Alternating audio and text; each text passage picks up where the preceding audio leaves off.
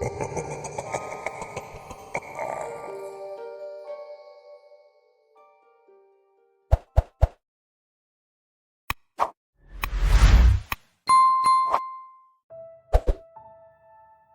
any of you heard of the Thames River monster? Back in the spring of 2016, a video found its way onto YouTube that was filmed in the London borough of Greenwich. It showed what appears to be some kind of creature briefly surfacing and swimming around near the O2 Arena before sinking back beneath the murky surface. The video, which last I looked at it, garnered over 500,000 views and hundreds of comments, sent an uproar around the internet. It was picked up by publications as big as Time, and people all over the UK, and indeed the world, began to speculate what it was. Some thought it might have been a whale which had ventured upriver from the ocean, while others speculated that it might be the famed Loch Ness monster taking a vacation from its home in Scotland. Recently, a new picture emerged last year, taken by a man walking on the banks of the river.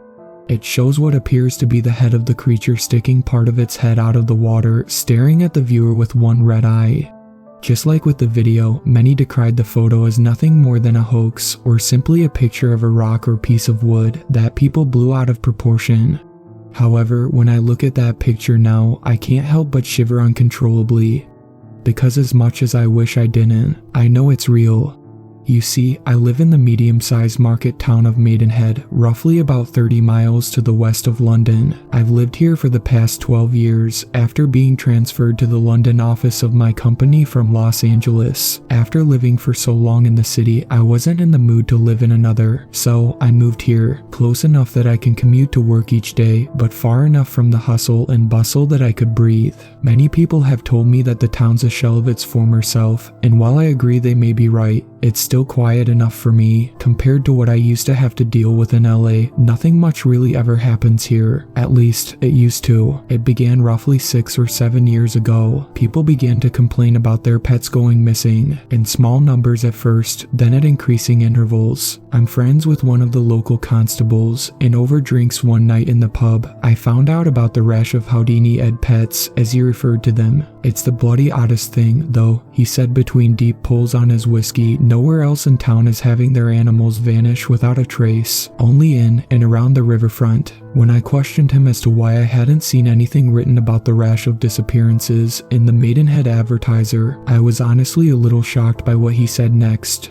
The department is set on keeping a lid on things until we know what's happening, at least. Last thing we need to do is set the entire town in a panic. At the time, I simply took what he said as fact. I may not agree with it, but if it's what the police think is best, who am I to argue? In retrospect, however, I wish I'd pressed a little more, or just flat out leaked what I'd been told. For the next few years, pets continued to vanish into thin air, though the amount slowed far down. Whether that was because they were being taken less, or people simply didn't allow them near the water as much, I honestly don't know. The next big shoe to drop for me happened in 2019 as I was out jogging along the river on one of my days off. When the weather permitted, I often liked to jog back and forth between Maidenhead and Bourne End. The 4.5-mile exercise would take me along footpaths which ran next to the Thames, allowing me some very peaceful views of the water and boats going by. Surprisingly, though, not many people were out on the path with me, something I simply chalked up to it being a weekday. However, as I entered a stretch of path that crossed someone's field, I was a bit surprised to see what looked like 2 or 3 officers standing with who I could only assume was the landowner. I didn't slow my workout, though, only assuming that they had to have been called due to troublemaking teenagers or something. Wouldn't be the first time around here with how bored they tend to get.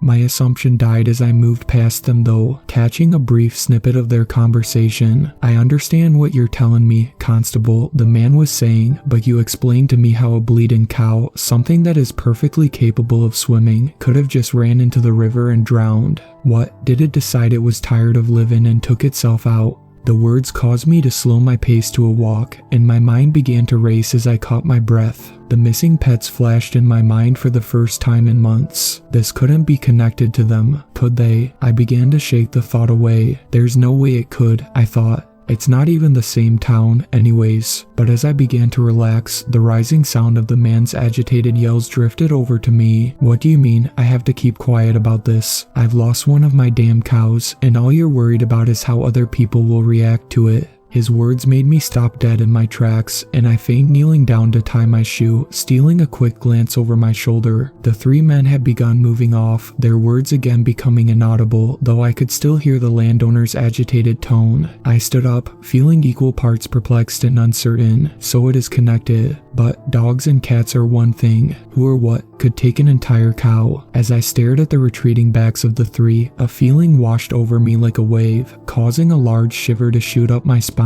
I stiffened like a board as I recognized the sensation. It was the feeling of being watched. Slowly I turned to look around. The walking path was empty in both directions that I could see, and staring across the river, I saw no one standing on the opposite bank. A second shiver passed through me, and for reasons I couldn't understand at the time, I began to feel extremely vulnerable out in the open, alone. Finally, my eyes drifted down to the river itself, its murky waters concealing whatever lay beneath them. A third shiver made me begin moving again, slow at first, then increasing until I was rapidly jogging away from the spot. All the while the feeling of being intensely watched remained. It only disappeared when I got about a half-mile away. To this day, I've never forgotten how eerie the sensation of being looked at by something I couldn't see was. Eerie and, honestly, fear-inducing. The realization that whatever was happening was occurring not just in town, but farther out, made me begin to dig a little. The police were truly doing a tremendous job at suppressing any stories from getting out. Even going to the local library and digging back through newspaper articles from years ago, I found not even a single mention of any pet vanishing. However, when I accidentally opened a book containing historical newspaper clippings while digging, I did find two articles which made something uncoil itself inside of me. The two clippings were from well over half a century ago, the first from 1947, the second from 1954. I would have slammed shut the book had it not been for the large, bold headlines that caught my eye. 4 people unaccounted for after floodwaters recede, proclaimed the 1947 clipping. 2 children reported missing during flooding, said the one from 54. I sat straight up in my seat,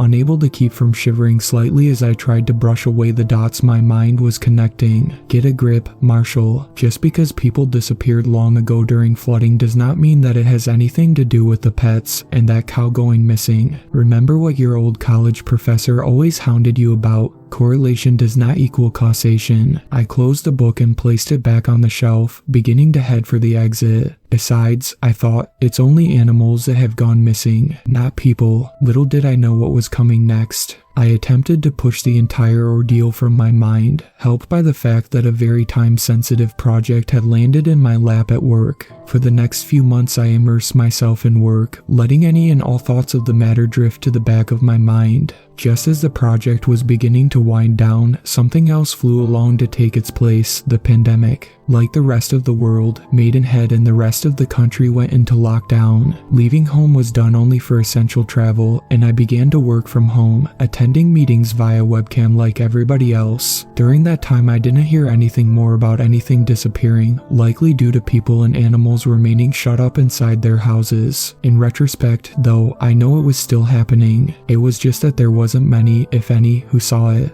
The next I heard of the situation was in the summer of 2022, and it was when things truly ramped up for me. Nigel, my constable friend, and I were finally able to meet up again for drinks, choosing to meet at the Crown and Bray for a change in scenery. As we caught each other up with what had happened over the last few years over pints and dinner, I saw that something weighed heavily on the man's mind. Finally, I gently broached the subject. Hey, Nigel, man, what's up? You look like a man with weight on his shoulders. For a few moments, he seemed to fight with himself before answering. If I tell you something, can you promise to keep it between us? He asked, dropping his voice to an almost inaudible whisper as he shot looks around as if he were afraid of being overheard. Of course, I answered, cocking an eyebrow at him as I popped another chip into my mouth. He again seemed to fight with himself, then spoke again. Remember the missing animals I told you about a few years ago? I nodded. It's not just them that are disappearing anymore. I jerked my head up to lock eyes with him as shock filled me. For a moment, I couldn't speak. Then I forced a word from my lips. What?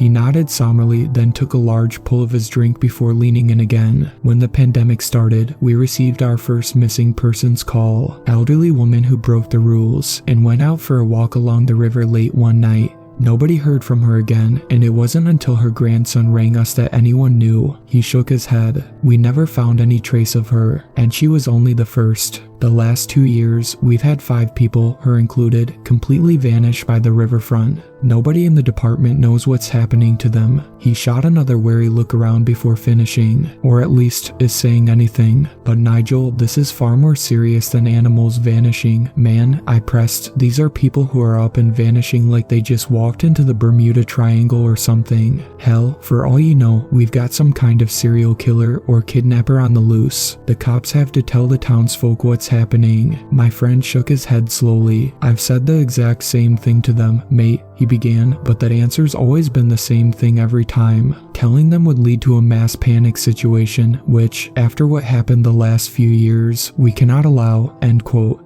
And if any of us try to say anything, they've made it quite clear we'll lose our jobs and have our names smeared to boot. I ran a hand through my hair, thoughts racing through my mind like a Formula 1 car. Finally, I sighed and asked the only question I could think to. What the hell's going on around here? I really don't know, Marshall, he answered before giving me a serious look. But my advice as your friend, do your best to stay out of it. This is far bigger than you can imagine. I turned the man's words over in my head for a few days. He hadn't seemed like he was threatening or trying to intimidate me. He was merely a friend trying to look out for me. And so, as much as the mental image of those old newspaper clippings haunted me, as much as my mind screamed at me to do anything, I pushed it away, attempting to take Nigel's advice. I became lost in my work again, and honestly, I likely would have dropped it then and there had it not been for what happened next. One late night in August, I found myself walking along Ray Mead Road towards my flat building. I hadn't been able to sleep, and thus had decided to take a long walk to try and tire myself out. Insomnia was something I frequently dealt with, and the only way I found I could make myself sleep during such bouts was to physically drain my energy. The street lamps cast small circles of light down upon me as I walked next to the black railing, occasionally sparing glances at the dark water below. Every time I walked by the river now, I couldn't help but feel the same creepy sensation I'd had that day in the field. Of being watched, scrutinized even, but I reasoned that as long as I was up here with the railing between me and it, I was safe. As I drew within sight of my flat, however, a cry cut through the stillness. Somebody help. I froze like a statue at the yell for a moment, then began sprinting forward. The voice, what sounded like a young man's voice, came again. Anybody, please, help. As I approached an area which served as a mooring area for a small boat, I saw what looked like 2 teenage boys standing near the railing. The terrified looks on their faces as they turned towards me sent a new chill through me. What's going on? I demanded. The 2 boys stumbled over their words for a moment, then one pointed at the stairs. Our mate, he was just goofing over at the steps. We all were, after being out having fun. The second spoke up.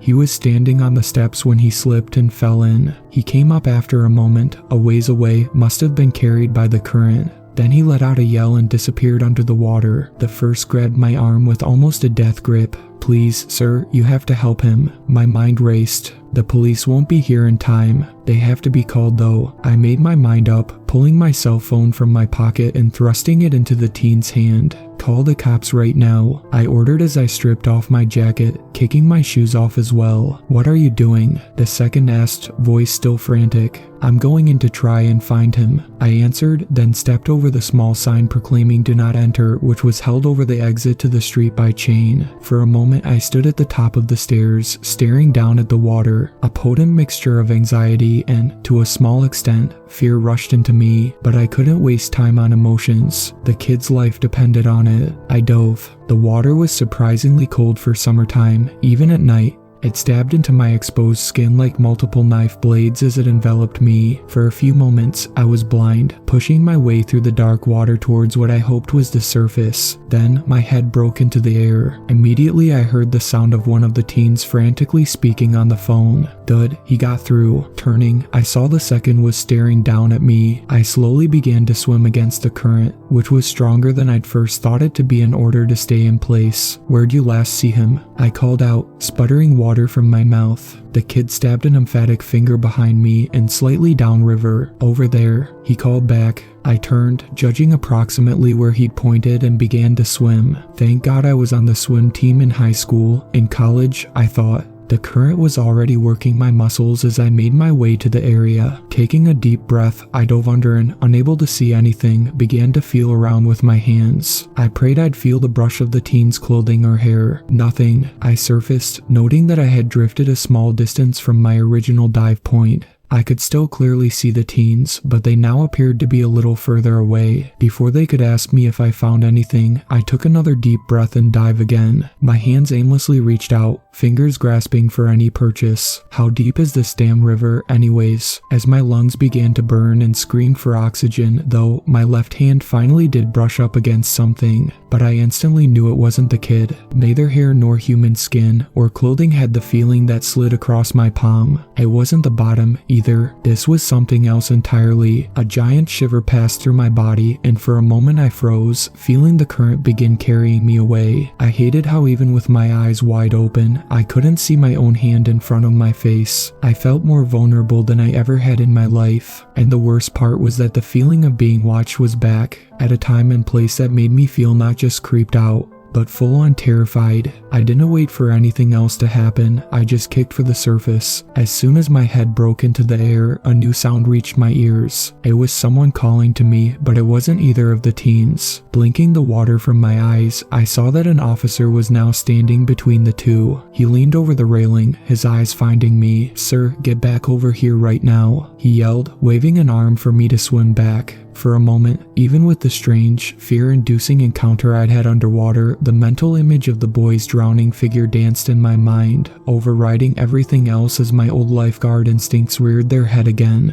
"The boy's still down here somewhere, I have to find him," I yelled, preparing to dive again. That was when the officer yelled, his voice more frantic than I'd ever heard a cop speak. "Get the fuck out of the water, now." The man's tone made me look up at him, and what I saw chilled me to the bone. His face looked almost ashen in the glow of the nearby street lamp. He wasn't afraid, he was beyond terrified, and not for himself. It felt like all the blood in my veins turned to ice as the realization hit me. Oh shit, I didn't think beyond that. I simply began pouring on the power as I drove my arms and legs through the water towards where I'd entered. As I got halfway back, though, a surge of water suddenly rose up from beneath and almost directly behind me. I felt the push of it sweep upwards against my legs and feet, moving forward and out to the side before vanishing, and it caused a long-forgotten memory to surge forward in my mind. A memory of sitting on my old surfboard in Santa Monica as I waited for the next set of waves, feeling a similar sensation race under my feet as I did,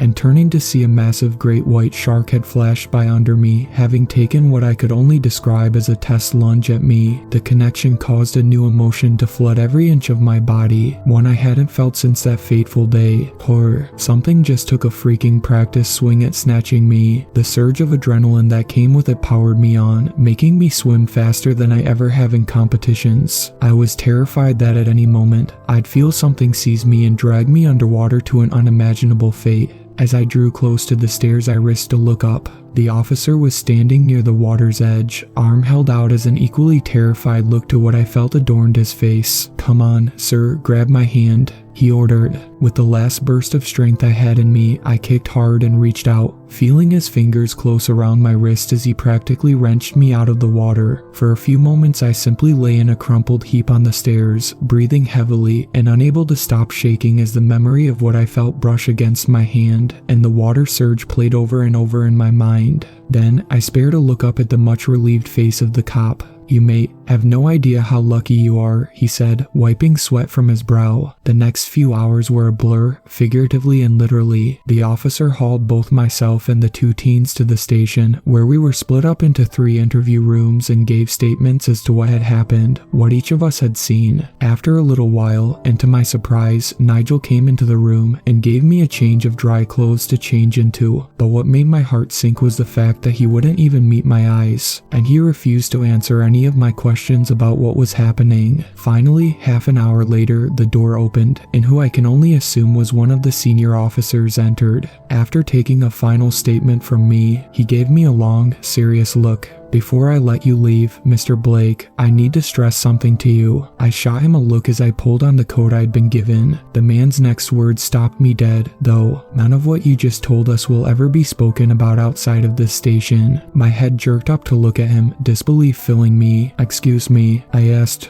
He nodded. "None of what any of you three have told us will ever find its way out of this building. You will not go to the press and tell them anything, nor will you start telling others in town." He narrowed his eyes at me. "I understand you're an American over here on a business visa. You've been here for a fair few years now, with no record or history of trouble. You're an upstanding citizen of the highest quality. However, if you don't obey this order and attempt to say anything to anyone, that can change, and you will be shocked at how quickly you'll be deported back to America." I felt my jaw drop open as I stared at him. I was speechless. "Are you fucking kidding me?" The man took my silence as acknowledgement, standing and moving for the door, but he stopped, turning back to cast a final, icy look at me. "And you will also no longer be seeing Constable Ackerson either. He's being transferred over to Swindon, I'm afraid." And with that, he left, leaving the door open for me to exit. Instantly, I knew the man had found out either directly from Nigel or another source what he told me. His transfer was punishment for it. And so, I left the station, picking up my cell phone at the front desk. Having been returned from the teenager, I quickly made my way back to my flat, refusing to look at the river and walking on the other side of the street as I reached Raymead Road.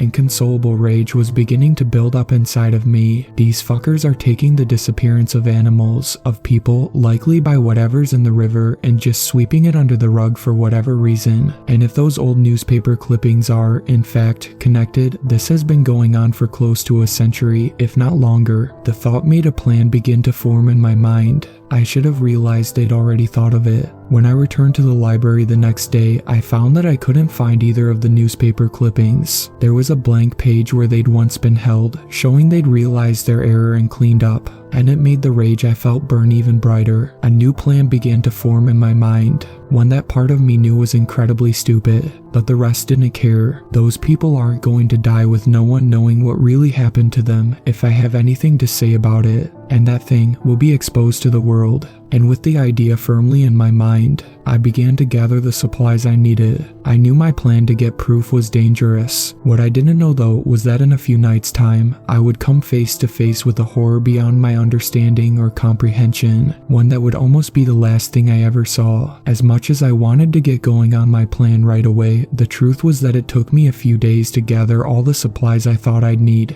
I didn't dare purchase anything from the shops in Maidenhead. The police were likely already keeping close tabs on me after my interview that night, and the last thing I wanted was for them to catch wind and attempt to stop me. Instead, every evening, after I finished work in London, I'd quickly swing through the shops there, picking up a few items at a time before driving back home. By Thursday, I'd managed to acquire a rather sturdy kayak, along with a few underwater cameras, waterproof lights, and a fishing rod. Part of me wished that I could have bought a bigger boat. I felt sure the monster in the river could easily flip it if it wanted to, but it was the only thing I knew I could stealthily slide in and out of the Thames without attracting attention. I'd also decided that I would take one of the largest knives from my cutlery set as a last resort defense, if it came to that. I was in the middle of finalizing my plans when my phone rang. Picking it up, I saw with a pang of surprise that Nigel's name was displayed on the caller ID screen. I quickly hit the accept button and pressed the phone to my ear. "Hello." For a moment there was no response, and then the man's voice filtered through the speaker. "Marshall?" He paused for a moment, letting out a sigh before continuing. "Mate, I'm so sorry for what happened a few nights ago. I didn't think they would go quite that hard on you." I let out a sigh of my own. "Don't worry about it, man. I know it wasn't exactly your choice anyways, and I'm sorry as well if I'm the reason you're being transferred over to Swindon." The sound of a snort came from the other end of the line. "Nah, wasn't you. I should have been smart enough to realize that they would have had someone tailing me everywhere to make sure I didn't flap my gums." I hesitated for a moment. The urge to tell him what I was going to do was strong, as he was my closest friend here. Finally, I gave in. "I'm going after it, Nigel." For a few moments, there was such a silence on the other end of the line that I thought the call had been disconnected. Then, the man's voice returned, barely above a whisper. "What? I took a deep breath, then continued. Just what I said, man. I'm going after it tomorrow evening. Not to kill it. You'd need a double-barreled shotgun or more at the very least to even try to hurt it. No, I'm going after it to try and get proof. More silence on Nigel's end. Then he let out another sigh. Then I'm going with you, mate. The man's words surprised me to the point of speechlessness. Before I could even attempt to argue, he continued. Don't try and talk me out of this. I know there's no talking you out of it, and I'll be damned if I'm letting you go after that bloody monster by yourself. Just shoot me the details before the end of the day, and I'll bring my kayak to wherever we're starting the search. And with that, he clicked off. I slowly pulled the phone away from my ear, staring at it with my mouth hanging open slightly. Holy hell, I didn't expect that. I expected 1,000,001 possible ways that he might try and talk me out of it, but I didn't expect him to jump feet first in to help. A new wave of gratitude washed over me as I, not for the first time, realized just how good a friend the man was. I ran my hand through my hair and stood up, moving to the sliding door to the flat's balcony. The cool breeze felt good against my face as I slid the glass back and stepped outside. My mind churned as I mentally began rearranging the plan to accommodate for the presence of a second person. This might actually be a good thing, I thought.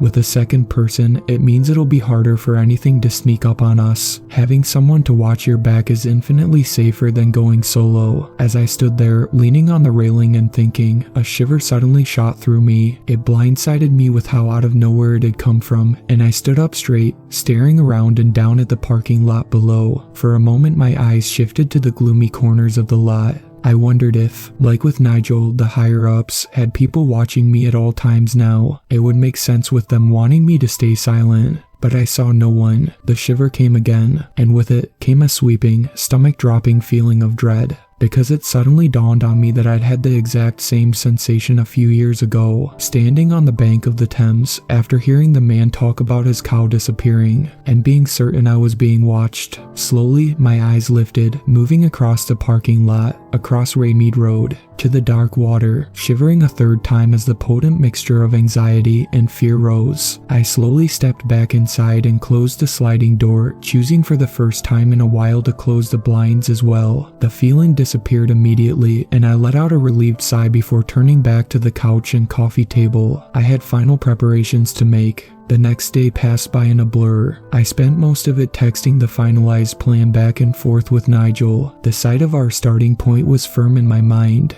Even though I felt certain that the creature had no problem moving great distances up and down the Thames, as was proven by the incident near Bourne End years ago, I felt certain that its main haunt was much closer to home. In fact, I had a hunch that the half-mile span of waterway between Maidenhead Bridge and Bolter's Lock, possibly extending down to the railway bridge, was where we'd have the best chance of coming across it. I would wait until the sun began to lower in the sky, then bring my kayak and gear to meet the man at the bridge gardens. As I waited, I fully admit that the horror I'd felt, finding myself in the water with it that night, returned, haunting me like some kind of vengeful specter, but I refused to budge. This is the only way anyone will ever know the truth. There's no backing out now. I wish in retrospect that I'd listened to my gut. That will haunt me for the rest of my life. A few hours later, I pulled my Land Rover into the parking lot of the Texaco station opposite the park. Shutting the engine off, I spared a glance at my watch. 5:45 p.m. I should be hearing from Nigel in about 15 minutes. Stepping out of the SUV, I used the time to detach the kayak from the roof, setting it down next to the driver's door and piling the rest of my supplies inside. A small pang of anxiety shot through me as I kept shooting looks at my watch, seeing the minutes slowly dragging by. Man, I seriously hope he doesn't flake on me or get caught.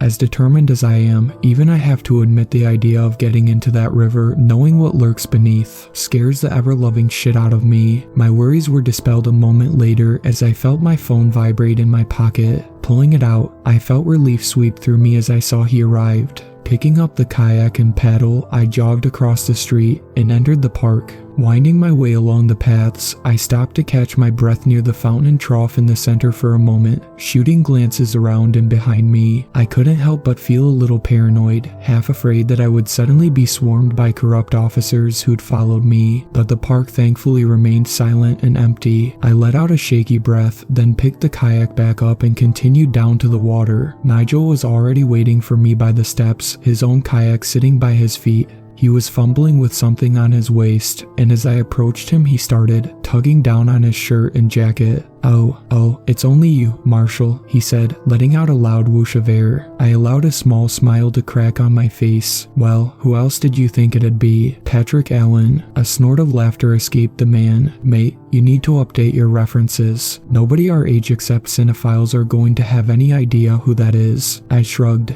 Hey, got you to laugh and relax a little, didn't it? He nodded, then turned serious, gesturing towards the water. So, you ready? Like a balloon being popped, the levity burst, allowing the anxiety and fear to rush back in as I turned to stare at the ever-darkening water. Finally, I spoke. Yeah, let's go. The two of us slid our kayaks into the water, climbing rather clumsily into them and pushing off. We headed in the direction of the railway bridge, away from Bolter's Lock. We'd start our sweep up there, slowly making our way back down towards it. Each of us now had 4 GoPro cameras mounted on our kayaks. 2 were mounted on the bow and stern of the small boat, while 2 others in waterproof housings were stuck to the undersides, also facing in opposite directions underwater. Small but powerful LED lights had also been stuck to the undersides, meaning anything that came near the kayaks would be caught clearly on camera. While we each had powerful flashlights to aim up top, I slid my paddle into the water, pushing as hard and gently as I could to avoid making too much noise. I didn't need unwanted attention until we were squarely in place. Every second or third paddle I would swivel my head around like I was an owl, attempting shoot looks in all directions for any sign of a splash or movement beyond the norm. But nothing seemed to disturb the slowly moving surface of the Thames. Far from helping me relax, I instead felt the tendrils of anxiety, paranoia, and dread begin to increase inside of me as darkness slowly began to spread across the river. This thing could be anywhere, even directly under you, and you wouldn't know. The thought made me snap my head down to look in the water. Nothing stirred in the illumination provided by the underwater lights. Hey, everything all right? Came a whisper, and I looked up to see Nigel staring back at me, an expression identical to what I felt visible on his face. Yeah, I'm fine, man. Keep going. He nodded, but I saw him nervously cast another look at the water. As we rounded the top of Guard Club's island, swinging round to begin moving back up the river to begin our sweep, a sudden, ear-piercing sound caused me to almost jump out of the kayak's cockpit. For a few moments, my mind was unable to process what it was as blind panic overtook me. Then it suddenly clicked as the whistle came again, along with the sound of clanging on the railway tracks directly over our heads. The train. It's the freaking evening train coming into town. I let out a shaky, shuddering breath, which was followed by a short, tense laugh. I heard Nigel let out an equally nerve-wracked chuckle. Scared the devil out of both of us, I see, he called.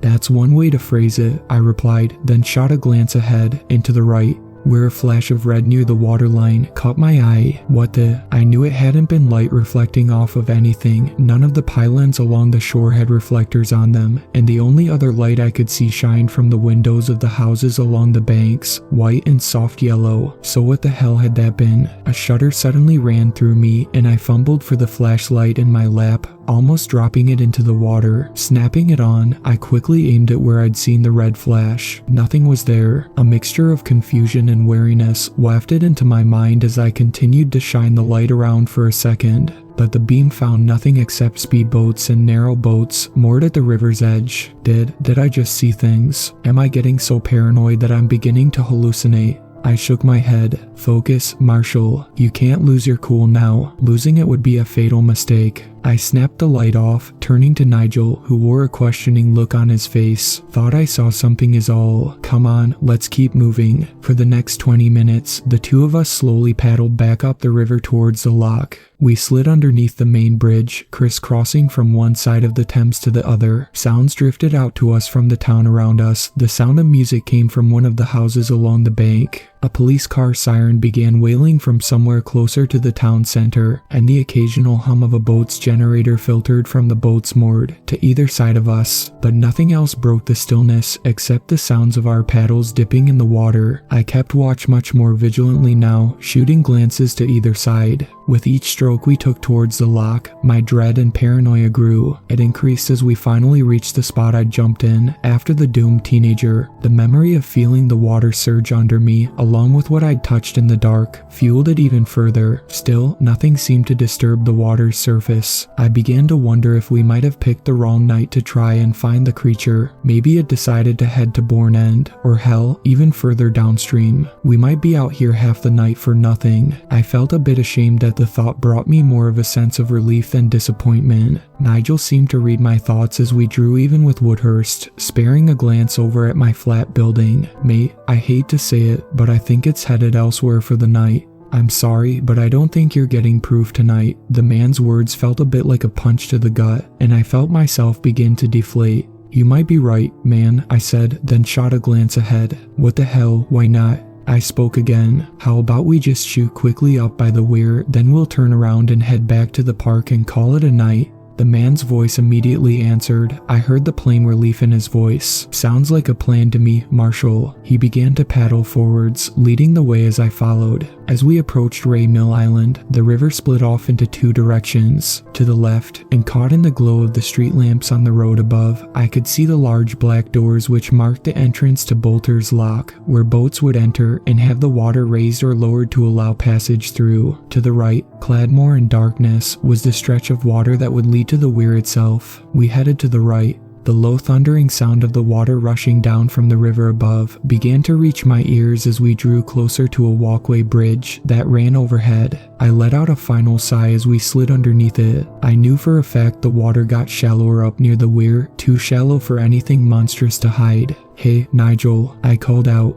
I saw him stop paddling, turning to look at me. Yeah. I began to open my mouth to answer him. That's when something bumped against my kayak from below. My blood ran cold as I felt the stern rise slightly out of the water, and I whirled around in my seat, eyes wide and searching. For a split second, I saw the shadow of something moving quickly away, retreating back into the darkness. Something massive. The water became still once more, but I knew I hadn't imagined things this time. All the terror I'd felt a few days ago returned, with a vengeance. It's here. Instantly, I realized just how foolish and suicidal my plan had been. You dumb son of a bitch, this is like going after a lion with a pork chop hung around your neck. Get out of the damn water. I swallowed hard before speaking again. My voice came out high and squeaky. Oh, Nigel. The man must have immediately noticed the change in my voice, because when he answered, his voice was deadly serious. What is it, Marshall? I took another shaky breath. We're not alone out here anymore, I forced out. For a second, there was silence. Oh, fucking hell, he breathed. Even though I knew he couldn't see me, I nodded. I suddenly get the feeling we're in over our heads here, man. We need to get our asses to shore, now. The fear between the two of us now was so palpable you could have cut it from the air with a knife. Still, he kept his voice level and calm. There's no way to climb up onto the island where we are. We have to turn around and paddle back towards where the fork in the river is, back to where the docks by the boathouse are. Out of the corner of my eye, I saw him allow the water to slowly begin carrying him back downstream, the bow of his kayak coming about. Just let the water turn you around, and then as calmly as you can, paddle. We don't want to give it a reason to rush us. I felt like my heart would stop, and I would die of fear at any moment. I could practically hear the pounding of it in my ears, even over the crash of water ahead. Still, I listened to the man, allowing the water to pull my kayak backwards. Slowly, almost painfully so, my bow swung around until I pointed back the way we'd come. All the while, the horrific feeling of being watched hung around my neck like a noose, watched by something which was sizing us up for supper. Slowly, I dipped my paddle into the water and pushed, following Nigel, who was now about a boat length or two ahead of me. The seconds felt like hours as we made our way towards our salvation. Splashing sounds began to come from behind us, and it took every ounce of willpower in me to not look back. Finally, we rounded the corner under the footbridge again, and my eyes began to well with tears of relief as I saw the dock slide into view. We're gonna make it. We're gonna make it. Allowing a small smile to cross my face, I glanced around one more time, casting a last look down into the water, and felt all the hope wash away like a loved one swept overboard in a storm, because it stared up at me a few feet below the surface. Even in the glow of the underwater lights, I couldn't see it perfectly, but it was enough to make me want to scream scream. The head, one as wide across as my coffee table, reminded me of the head of a salamander, except no salamander has red eyes that reflected back in the light. And none have long, needle-like looking teeth jutting from their mouths. A whimper escaped my lips. Oh fuck, from the corner of my eye, I saw Nigel slowly turn around, but it was as if I'd been frozen in place. I could only look down and watch in horror as the head slowly rose up towards me, revealing its massive body behind as it began to open its mouth. I began to shake uncontrollably. That's when, with a flick of its tail, it suddenly shot forward, out of the glow from my lights. For a moment, my mind couldn't comprehend what had happened. Then the horrific realization hit me like a freight train. I snapped my head up. Nigel, look out. But my warning came a moment too late. What happened next happened in a blur. The only way to describe it is if you've ever seen the film Lake Placid and remember the scene where the canoe Bridget Fonda and Brendan Gleeson were in was literally flips up in the air and over. That's what happened to Nigel. 1 second, he was sitting there. I remember seeing the look of horror flash across his face as he realized what was about to happen. The next, his kayak was slammed up and out of the water, flipping upside down as he disappeared beneath the churning surface. I screamed the man's name again, but no answer came. Worse, his head didn't break the water's surface. I shot a glance over at the dock, now less than 15 feet away. It would be so easy to quickly paddle and reach it while the beast was preoccupied, but I couldn't. I couldn't just abandon my friend. Even if it was too late for him, as the animalistic side of my mind screamed, I had to try and save him. After all, if it had been me that had just been flipped, I knew he'd have dived in after me. I snatched a large kitchen knife from where I'd stowed it, along with the waterproof flashlight. As I saw the water around Nigel's kayak begin to froth, I stood up, the kayak beginning to tip. I took a final deep breath, saying a quick, silent prayer I'd live to breathe the air again, and jumped in. The water was as bitingly cold as it had been the last time I'd been in it, making me almost expel my breath as I slid headfirst, underwater. The only thing that kept me going was sheer determination. Fighting the urge to surface, I powered forward, kicking forward towards the fray and readying the knife in my hand. With the other, I snapped the light on, the bright as hell beam cutting through the dark water. My kayak drifted over me, the underwater lights banishing away more of the gloom, revealing a sight that I wish I'd never seen, one that will haunt my dreams until the day I die. The beast had to have been at least 30 or 40 feet long. Its tail was pressed firmly against the bottom, stretching away into the dark.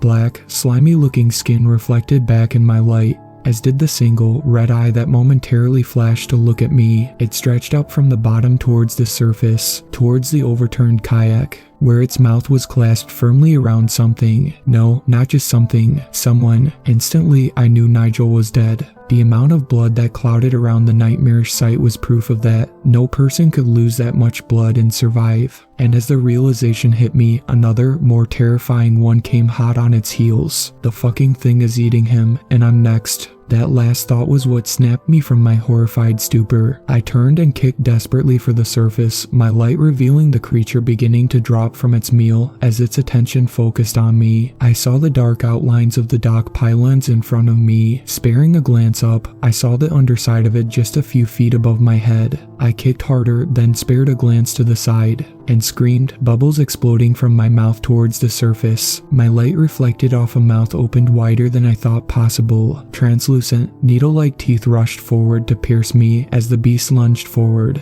I didn't think, running on pure instinct as I forced myself down, towards the bottom of the river. Not a moment too soon, either. The jaws snapped shut less than a foot over my head, the momentum beginning to carry it past me. One giant, red eye glared down at me as it slid by, enraged that its next meal had outwitted it. As I stared at it, a rage unlike anything I've ever felt, even stronger than I'd felt for the cops, which had covered up this monster's existence, began welling up inside of me. This fucking thing has been around, devouring people in the river for God knows how long. It's eaten people, pets, and livestock, and it just killed the best friend I had in this country. That final thought made me bring my right hand up. The hand that was still clutching the knife, knuckles turned white from the death grip it had on it. I angled the knife upwards and jabbed. The creature didn't let out any sort of cry as the knife stabbed into its eye, piercing it and filling the water with a strange, blue fluid. but it did recoil, turning and swimming quickly away into the safety of the gloom. As soon as it disappeared, my mind shifted focus and I began racing for the surface. I knew I hadn't killed it, as much of a blow as I dealt. All I'd done was infuriate it. A few moments later, my head broke the surface, sputtering water from my mouth as I raced for the dock.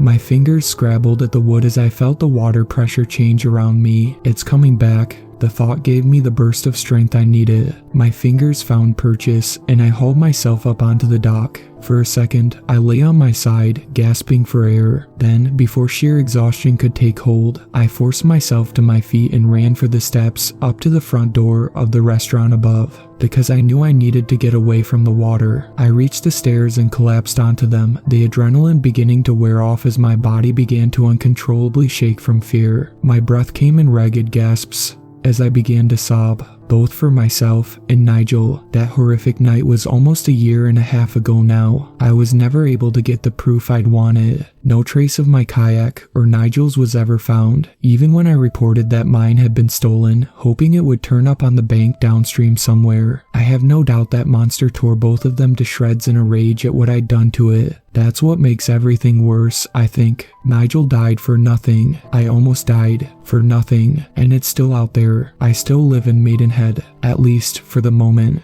I immediately got rid of my flat in Woodhurst and moved to a place closer to the center of town, away from the Thames. I can't even look at it now for more than a few moments before I feel like I want to scream. A few weeks ago, I got an offer from my company to transfer back to the States, and honestly, I think I'm going to take it. I want to try and forget, even if it means I have to drink myself to death to do so. And that brings me to why I'm telling you this, why I decided to write about what happened and post it here for you all to read. It's to warn you. You see, I honestly never would have said anything about that horrific night, about the creature at all, because ever since that night, pets have stopped going missing from near the river around Maidenhead. So have people. For a while, I felt sure that wounding it had driven it off, that I would never hear anything about it again, until I came across a post on Reddit a few weeks ago, one of a picture taken earlier in the year, taken on the banks of the Thames near London. The image is blurry, but it shows something horrifyingly familiar to me, something which is sticking its head slightly out of the water, gazing at the viewer with what appears to be a glaring red eye. It's one remaining red eye. You all need to listen to me, please. All of you who live along the shores of the Thames, something truly monstrous lives in the river's waters, something that has been around for close to 80 years, if not longer, something that has taken generations of people and animals over that time, something which the people who know about it have covered up, something that likely has gotten much more vicious since my escape from it, something that is still out there, gliding and stalking below the murky surface. It doesn't matter whether you're in London or farther out. Nowhere near the river is safe, and I don't just mean in the river, I mean anywhere near it. You see, there's one thing I haven't told you yet. That night, when I made it to the stairs and collapsed, I heard a giant splash come from behind me. I turned to see one final, horrific sight. One that was far more blood-chilling than anything else I'd seen, something that made me sprint back to my flat in blind terror. I saw it begin to climb out of the water onto the dock after me, using its feet to pull itself up. Thank you to my superfans, Sweet Black Swan, Tacy, and Brooklyn. I really appreciate you guys supporting my channel, and I look forward to making more content for everyone.